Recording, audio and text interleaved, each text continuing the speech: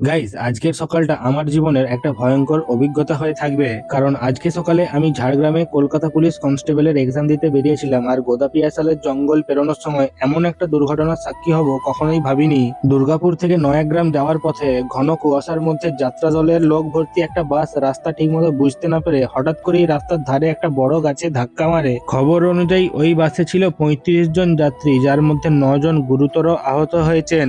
দুর্ঘটনার ঠিক পরেই শালবনী থানার পুলিশ, স্থানীয় মানুষজন এবং রাস্তায় থাকা অন্যান্য মানুষ মিলে সহযোগিতা করে তাদেরকে উদ্ধার করেছেন, আর যত তাড়াতাড়ি সম্ভব মেদিনীপুর মেডিকেল কলেজ এন্ড হসপিটালে পাঠানোর ব্যবস্থা করা হয়। এই দৃশ্যটা সামনে থেকে দেখা সত্যি খুব কষ্টের ছিল, এবং এই ভিডিওটা করার আমার একটাই উদ্দেশ্য ছিল যে এই শীতের সিজনে ভোরবেলা প্রচুর কুয়াশা থাকে, তাই রাস্তাতে বেরোলে সবসময় ধীর গতিতে গাড়ি চালানো খুবই জরুরি। আর তার থেকেও গুরুত্বপূর্ণ হলো হাতে সময় নিয়ে বাড়ি থেকে বেরানো, যাতে তাড়া দিতে গিয়ে ওভার স্পিডিং করতে না হয়। সবশেষে একটাই কথা বলবো, সবাই সুস্থ থাকুন, ভালো থাকুন, আর এই দুর্ঘটনায় আহত সব মানুষদের দ্রুত আরোগ্য কামনা করি।